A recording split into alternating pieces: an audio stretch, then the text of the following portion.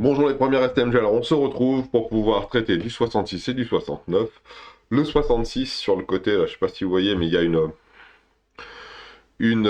un petit algorithme Python qu'on va décoder ensemble.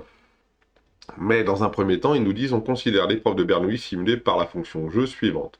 Justifier que pour cette épreuve, la probabilité du succès est égale à 0,01. Alors, qu'est-ce qui se passe ici? Donc, on définit une fonction là qui s'appelle donc jeu. Pas de problème. On choisit ici un nombre entre 1 et 100. Ok, ça me fait pas mal. Ouais, d'accord. On choisit ici un nombre entre 1 et 100. Ce nombre entre 1 et 100, on le stocke à l'intérieur d'une case mémoire qui s'appelle A. Et si ce nombre est égal à 1, eh ben, on renvoie succès, sinon on renvoie échec. Alors, voilà. Donc ça n'arrive, je vais pas y arriver. T'as pas envie aujourd'hui. Ça renvoie succès, sinon on renvoie échec. Donc, on choisit un nombre au hasard. Imaginez que vous êtes l'ordinateur, choisissez un nombre au hasard. Si ce nombre c'est 1, alors vous me répondez succès. Si ce nombre c'est autre chose que 1, donc vous m'envoyez échec. Donc il y a assez peu de chances que vous m'envoyez succès. Pourquoi? Parce qu'il faut choisir un nombre entre 1 et 100, et c'est assez rare de choisir le 1, si vous choisissez un nombre au hasard. Imaginez que vous lancez un dé à 100 faces, vous avez assez peu de chances de tomber sur le 1. Donc c'est bien une épreuve de Bernoulli, on a bien choisi un nombre entre 1, on a bien soit un succès, soit un échec, et la probabilité du succès, c'est 1 sur 100. Donc au final, pour le 66, on a bien donc deux issues possibles, succès ou échec, et dans notre cas, P égale 1 sur 100. Et 1 sur 100, c'est ni plus ni moins que 0,01. Donc là, au final, on se retrouve ici avec notre 0,01. Deux issues possibles, avec donc un S. Voilà, succès ou échec. Voilà. Donc ça, c'était le grand 1. Très bien. On renouvelle 3 fois dans des conditions d'indépendance, dans des conditions indépendantes, l'épreuve de Bernoulli précédente. Donc on se retrouve dans la position de la loi binomiale. Donc on répète de manière indépendante et identique l'épreuve précédente, représentée par un arc pondéré, cette expérience. Alors dans tous les autres exercices, j'ai fait les arbres à l'horizon, à la verticale, là. Je vais essayer de le faire à l'horizontale pour voir ce que ça dit. Donc si c'est 3 fois, ici on a bien P qui vaut 0, 0,1, et N qui vaut 3. Donc si c'est 3 répétitions de cette expérience. Si c'était une seule répétition, j'avais succès-échec. Si c'est 2 répétitions, bah, ça ferait succès-échec pour chacun des succès-échecs au-dessus, donc ça fait donc 4 issues possibles, feuilles possibles, et donc ça va faire 8 pour n égale 3. Donc regardez, je vais écrire mes 8 succès-échecs, succès-échec, succès-échec, oula, ils sont un peu proches ceux-là. Succès-échec, succès-échec, succès-échec. Et je vais faire mon arbre comme ça. Donc chaque fois que je vais à gauche, c'est un succès. Chaque fois que je vais à droite, c'est un échec. Succès, échec, succès, échec, et voilà. Et j'ai fait mon arbre. Maintenant, la probabilité du succès, c'est 0,01. Donc, à gauche, 0,01. À gauche, 0,01. À gauche, 0,01. Maintenant, la probabilité de l'échec, c'est quoi? 0,99. 0,99. Donc, chaque fois que je vais à droite, 0,99. 0,99. Là, je vais à gauche, 0,01. Oui, en fait, c'est la même chose que haut, bas et gauche-droite. Pour l'arbre en vertical ou en horizontal, c'est exactement la même chose. Soit on va vers le succès, soit on va vers l'échec. Soit on va vers le succès, soit on va vers l'échec. Tac, tac, quel que soit ce qu'on fait. Et là, on le fait donc 3 fois. Au lieu d'avoir 3 comme ça, on en a 3 à l'horizontale. Voilà pour le petit 2 qui est représenté l'arbre. Et ça, c'était 2A. Quelle est la probabilité d'obtenir 3 succès? Bah, c'est facile, hein. Probabilité d'obtenir 3 succès, c'est probabilité de S, S et S. Si on regarde bien, c'est cette branche-là. Tac, tac et tac. 3 fois. Donc il faut que je suive ce chemin-là. Donc à chaque fois, c'est 0,1 à la puissance 3. Et 0,1 à la puissance 3, ça fait pas grand-chose. Parce que ça doit faire 0,006. Alors ça fait beaucoup. Alors 0,01 à la puissance 3. Ça fait tout ça. Et si je compte bien, ça fait 1, 2, 3, 4, 5, 6. Ma calculette, elle aura dû m'écrire 1, E moins 6. Ça veut dire que le 1 ici, le chiffre des unités, il est à la 6e position après la virgule. Où c'est 1 fois 10 à la puissance moins 6. Voilà. Et ça nous donne 0, 1, 2, 3, 4, 5, 6. Et vous voyez que c'est quand même plus pratique de l'écrire comme ça que de l'écrire comme ça. Il y a extrêmement peu de probabilité de tomber sur 3 succès. Déjà, un succès, c'est 1 sur 100. Alors imaginez 3 succès de suite. Lors de cette expérience, donc, on gagne 100 € si on obtient 3 succès. Donc notre gain, c'est 100 €. Ça fait une grosse somme quand même. Hein. Si succès, succès, succès. On gagne 50 € si on obtient 2 succès. Si SSE ou SES ou ESS. On est d'accord, hein? C'est ça, hein? Et on obtient donc 2 € si on obtient un seul succès.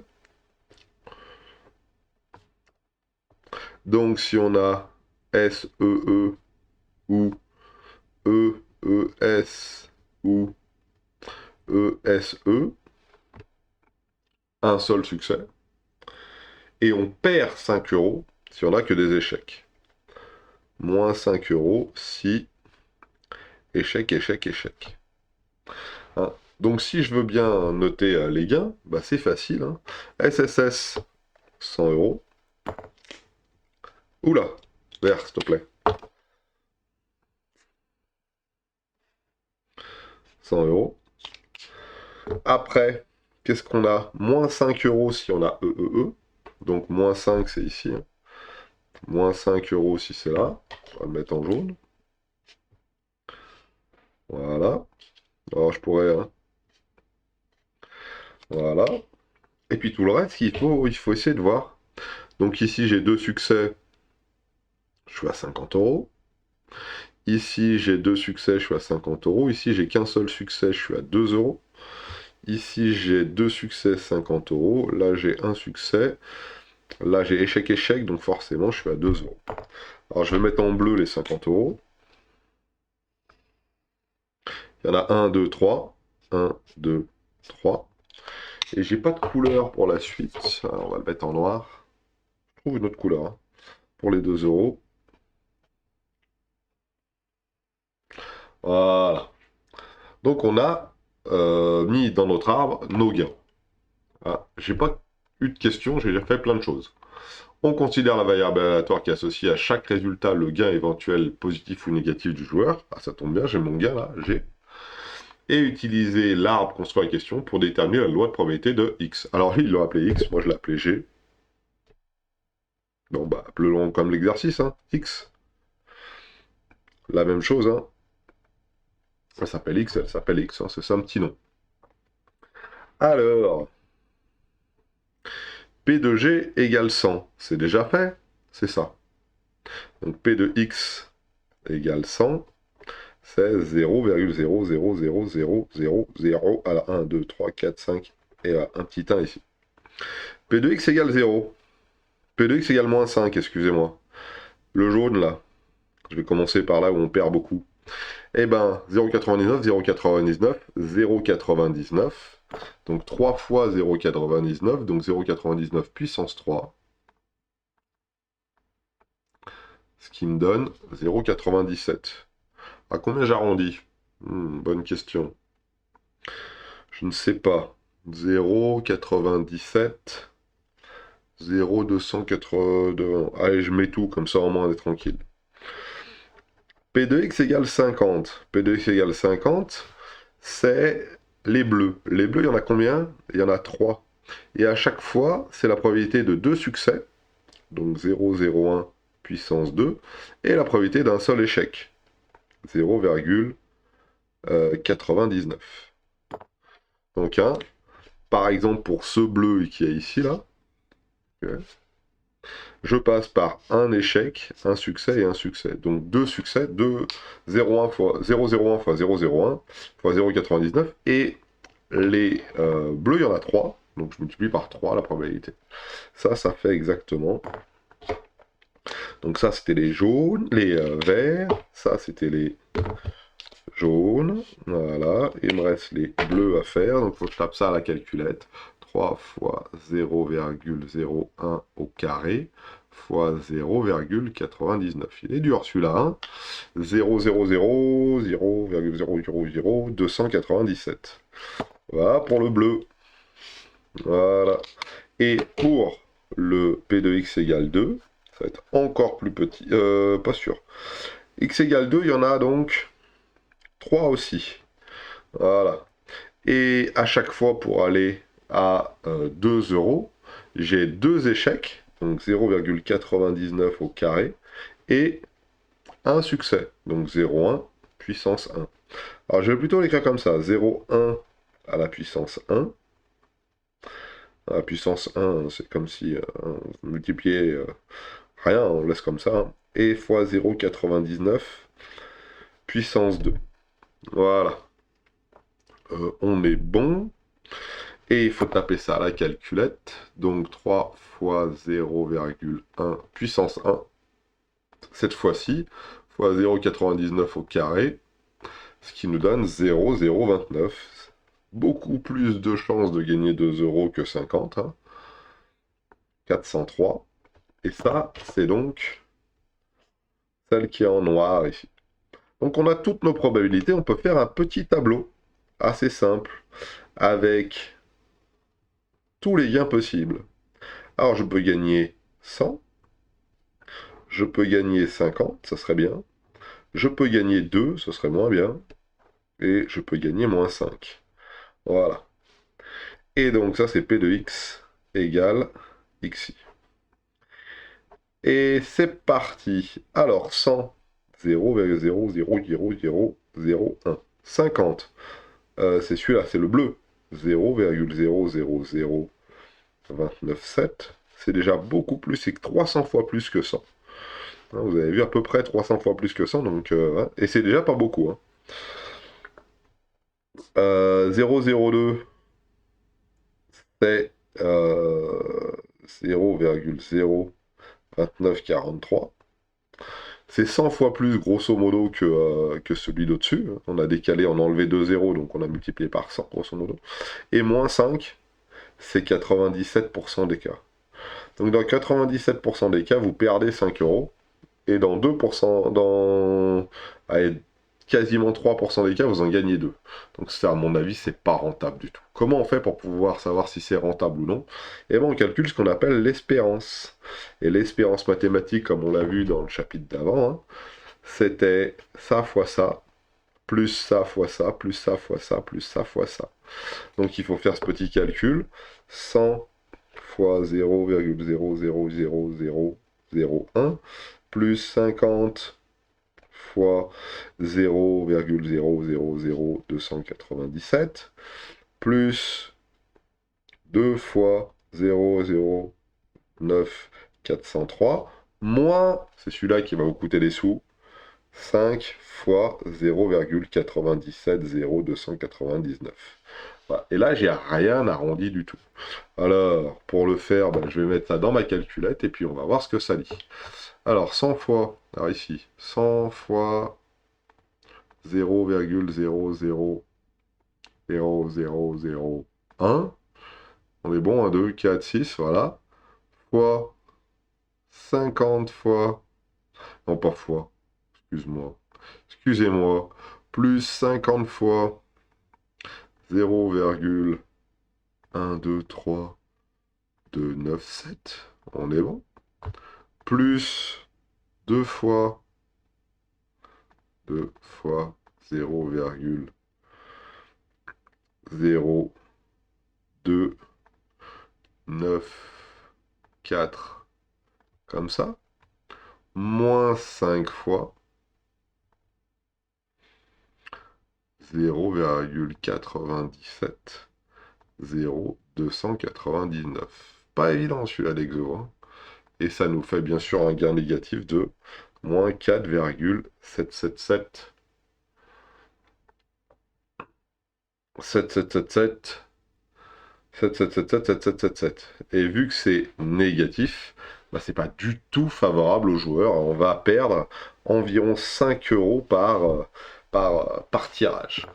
Voilà pour celui-ci. On va faire donc rapidement après le 69 qui va être à peu près la même chose mais avec des valeurs qui soient un petit peu différentes. Voilà. Et on tire. Somme des deux argents tirés. Bon, allez, c'est parti. Le 69. Alors, je vais le découvrir avec vous.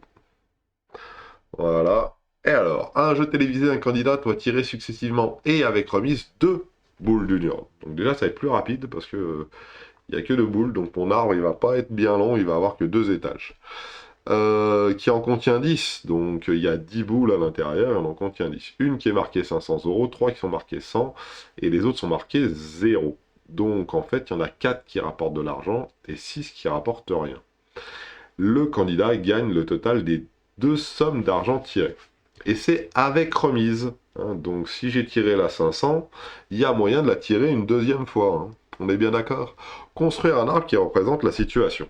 Ah c'est bien, mais on va avoir un arbre qui va être balèze. Pourquoi? Parce qu'en fait, on va avoir tiré 500, tiré 100, tiré 0. Ça, on est d'accord. Et pour 500, bah, j'ai trois possibilités. Pour 100, j'ai trois possibilités. Pour 0, j'ai donc trois possibilités. Et les probabilités sur ces arbres seront toujours les mêmes. Pourquoi? Pas parce que sur ces branches d'arbres, parce que on a à avoir remise. Ça veut dire que ce que je vais écrire là, là et là va se retrouver là, là et là, et va se retrouver là, là et là, et là, là et là. Donc là 500, là 100, là 0. Là 500, là 100, là 0. Là 500, là 100, là 0. Et pour simplifier le tout, en face, on va écrire combien on gagne. Ici, 500 et 500, 1000 euros. Ah, c'est bon ça. 500 et 100, 600 euros. 500 et 0, 500 euros. Là, 600 euros. Là, 200 euros. Là, 100 euros.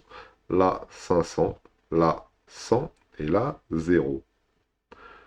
Ouais, ça a l'air d'être bon. On a bien nos 9 possibilités. 1, 2, 3, 4, 5, 6, 7, 8, 9.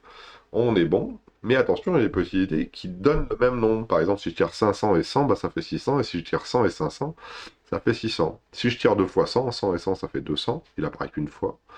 Et par contre, le 100, je peux le tirer au début, puis faire 0, ça fait 100. Et après, je peux tirer 0 et 100, et ça fait 100 aussi.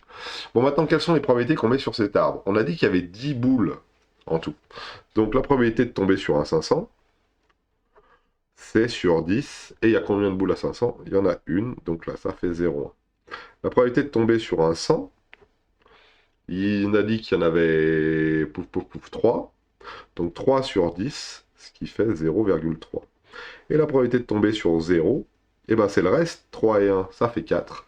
Donc ça fait 6 sur 10, ce qui fait 0,6. Et en effet, quand j'additionne tout ça, ça fait bien 1. 0,3 plus 0,6 plus 0,1, ça fait bien ça. Donc la classe, 500 euros, 0,1. Donc quand je monte, ça sera 0,1. 0,1, 0,1, 0,1. Si je perds tout, 0,6, c'est en bas. 0,6. 0,6, faut que j'écrive petit parce que je fais un arbre petit. Et au milieu, 0,3. Alors j'écris dessus hein, parce que j'ai pas beaucoup de place. Puis là, j'ai pas assez de place pour l'écrire. Faut que je l'écrive vraiment petit. L'appareil. 100, ça sera 0,3. Voilà. Maintenant, on va calculer les probabilités à chaque fois. On note S, la variable aléatoire qui associe à chaque partie la somme d'argent gagné par le candidat. Déterminer la loi de probabilité de S. Ça, c'est un exercice type terminal, hein, pratiquement. Alors, S, qu'est-ce qu'il peut prendre comme valeur? 1000, 600, 500, 200, 100 et 0. Ça, c'est toutes les sommes que je peux gagner. Hein? Vraiment pas de chance. Et vraiment beaucoup de chance. Alors, on y va. Quelle est la probabilité d'avoir S qui vaut 1000? Je vais directement faire le tableau, ce sera plus facile. S qui vaut 1000.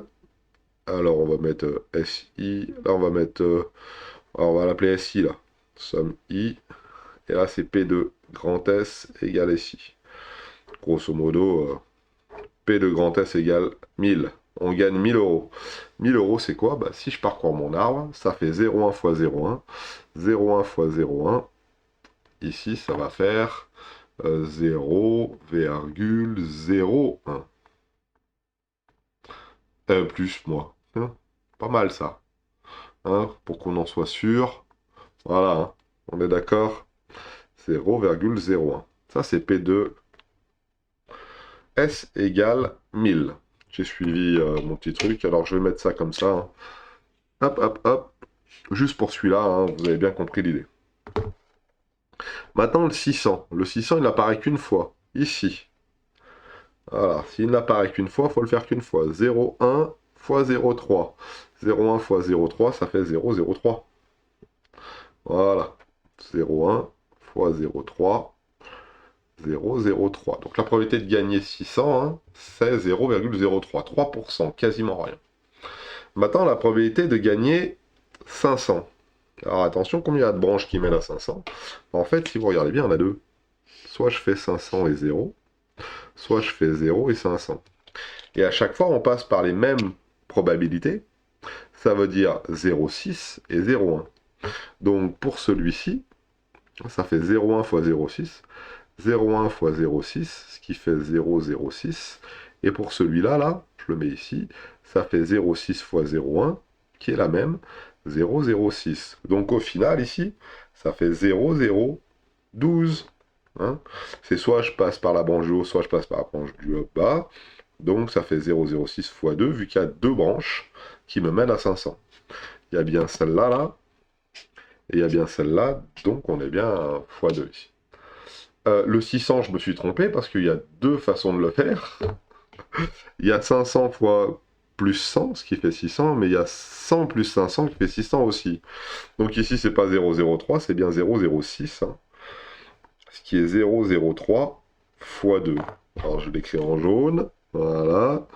Alors le 600, il était là, et le 600, il est là. Il n'y en a pas d'autre. C'est bon. Donc on a fait 1600, 500, et après 200. Alors 200, pareil, combien de façons d'y arriver? Bah, il y en a deux, il y a 100 fois 100. Il y a 100 et 100. Et en fait, non, c'est tout, il n'y a qu'une seule façon d'y arriver. Et ce 200, donc ça fait 0,3 fois 0,3, ce qui fait 0,09. On est d'accord? Il y a plus de chances de faire 500 que de faire 200. Parce que pour faire 200, faire 100 et 100. Et pour faire 500, faire 500 et 0. Ou 0 et 500. C'est ça, hein, je suis en train de me remémorer le truc. C'est bon. Donc, hein, 0,3 fois 0,3, ça fait 0,9 si je ne me suis pas trompé. On est bon. Maintenant, 100. 100, c'est important, 100. 100, il faut faire 0,3 fois 0,6. Il apparaît une fois là. Et il fait 0,3 fois 0,6. Il apparaît une fois là. Donc, 0,3 fois 0,6. 6 fois 3, ça fait 18. Et donc, ce qui fait 0,18 ici, pour ce 100 qu'il y a ici, là. 0,3 fois 0,6, ce qui fait 0,18. Hein. J'ai oublié le 0,3 fois 0,1 ici, ce qui fait 0,03 pour le 600. Voilà. Et 0,18, 0,18, bah 0,18 et 0,18, ça fait 0,36. Et maintenant, pour le 0, bah pour le 0, en fait, il n'y a qu'une seule possibilité, c'est 0,6 fois 0,6. Et 0,6 fois 0,6, ça fait 0,36. Donc il y a autant de chances de gagner 100 que de gagner 0. Alors maintenant, il faut vérifier si tout ça, là, ça fait bien 1, si on ne s'est pas trompé. Et en tout cas, j'espère qu'on ne s'est pas trompé. Donc c'est pareil. Alors ça, c'est hein, 0,6 fois 0,6. Tandis que ça, là, c'est 2 fois 0,3 fois 0,6. Ah, on est d'accord? C'est bon. Alors, on y va. 0, 0,1 plus 0, 0,6. Alors ça, c'est long, hein, mais ça se fait. Hein. 0,12 plus 0,09. J'espère que ça va faire 1, ça veut dire sinon je me suis trompé. Plus 0,36 plus 0,36. Yeah, ça fait 1. Donc on ne s'est pas trompé dans nos probabilités et on a une belle loi de probabilité, un tableau comme celui-ci, hein, qui n'était pas évident à établir. Et la dernière étape, et normalement il n'y en a plus derrière, c'est calculer l'espérance de gain. Combien cette personne va pouvoir espérer gagner quand elle va jouer à ce jeu, ou, entre guillemets, quelle est la moyenne de ses gains, en moyenne, si elle jouait ça des dizaines et des dizaines de milliers de fois, en moyenne, combien elle va gagner. Alors c'est parti, pour calculer l'espérance de S, ça se note grand E comme ça, de S, l'espérance mathématique, la moyenne des gains. Je vous ai dit qu'il fallait faire donc 1000 fois la probabilité 0,01, plus 600 fois ça, plus ça, plus ça, plus ça, plus ça. Donc, entre guillemets, c'est la moyenne de ce tableau de probabilité. La moyenne des gains. Donc, une moyenne pondérée, ça s'écrit comme ça. Hein. La valeur fois la fréquence, plus la valeur fois la fréquence. Alors ici, c'est pas une fréquence, mais ça va plutôt être c'est pas un coefficient, c'est pas une fréquence, c'est une probabilité, mais c'est la même chose. 500 fois 0,12 plus 200 fois 0,09 plus 100 fois 0,36 plus 0 fois 0,36. Alors regardez comment c'est assez facile à faire, entre guillemets, de tête. Alors vous allez dire, comment ça, de tête? C'est un truc de fou, il peut pas le faire de tête. 1000 fois 0,01. Ça veut dire qu'on va décaler les nombres à gauche de, de, de 4 de 4 rangs. Multiplié par 10, on décale de 1. Multiplié par 100, on décale de 2. Multiplié par 1000, on décale de 3. Pas de 4, de 3. Pourquoi j'ai dit 4? Moi, ça va pas, bon. De 3. Donc 1, 2, 3. Ça, là, ça va nous faire 10 euros. De 4, moi, ça va pas bien. 1000 fois 0,01, 10 euros. Multiplié par 1000, on décale de 3 sur la gauche. Donc on prend tous les nombres, on décale de 3. Donc le 1, hop, 2 et 3, tac, ici. 600 fois 6. Bah pareil, hein, il y a 2 zéros, je décale de 2, ça fait 6, et 6 fois 6, 36. Donc là, 36 euros. Hein. Si vous avez un doute, tapez-le. Moi je le fais de tête, mais fois 0,06. Ce qui fait 36. Après 500 fois 12, je décale de 2, ça fait 1, 2, 12, 12 fois 5, 60. Ah, facile, hein, 12 fois 5, ça fait 60. Hein. Etc, etc, etc. 200 fois 0,09. Les deux zéros, je décale de 2, ça fait 9. Et 9 fois 2, 18. 100 fois 0,36, je décale de 2, ça fait 36. Et 0 fois 36, bah, ça fait 0. Donc au final, voilà mon gain. Et regardez comment ça va vite. 10 et 60, 70. 70 et 30, 100, 106. Donc déjà, les trois premiers, ça fait 106. 18 et 36, 18 et 20, ça fait 56, moins 2, 54. Pour ajouter 18, j'ajoute 20 et je retire 2. Donc là, ça fait 54. Et si je regarde 106 plus 54, 160 euros. Et voilà. Alors, bien sûr, avec la calculette, on peut le faire beaucoup plus rapidement. Il suffit de taper le truc. On peut aussi, à la calculette, prendre le menu Stat ici, rentrer dans la première colonne toutes nos valeurs. Donc, si je rentre toutes mes valeurs en première colonne, ça fait 1000. Alors, 1000. Je vais les rentrer comme ça, c'est plus facile pour moi. 600, 500. Excusez-moi. 500, 200. J'ai quoi d'autre? 100 et 0. Le 0, c'est peut-être même pas l'appel de mettre. Et ici, je vais noter les probabilités de mon tableau. 0,6. Qu'est-ce que j'ai d'autre? Je décale un peu ça là. Un peu le bazar. 500 c'est 12. 200 c'est 0,9. 100 c'est 36. Et 0 c'est 0,36. Donc on est bon. Et dans ma calculette, je peux lui demander de me faire la moyenne. On va faire un calque. Sauf que si je fais calque invariable, lui il va juste me faire la moyenne de la première liste là. Et moi je veux la moyenne de la première liste avec comme pondération la liste 2. Donc ici je vais aller dans 7 qu'il y a là. Et pour les fréquences ici, au lieu de mettre 1, je vais demander la liste 2 s'il te plaît. Et là, je vais avoir à l'intérieur de mon calcul, ici, ma moyenne qui est fait bien 160 €, hein, qui est la moyenne pondérée de 1000 fois ça, plus 600 fois ça, plus 500 fois ça, etc., etc., etc. Ça nous permettait de revoir comment est-ce qu'on fait pour pouvoir faire une moyenne pondérée. Alors sur la Casio, l'idée, ici 7, c'est bien de mettre liste 2 dans la fréquence invar pour lui dire, bah voilà, tu prends la liste 2 comme fréquence comme probabilité ou fréquence de mes valeurs de ma liste.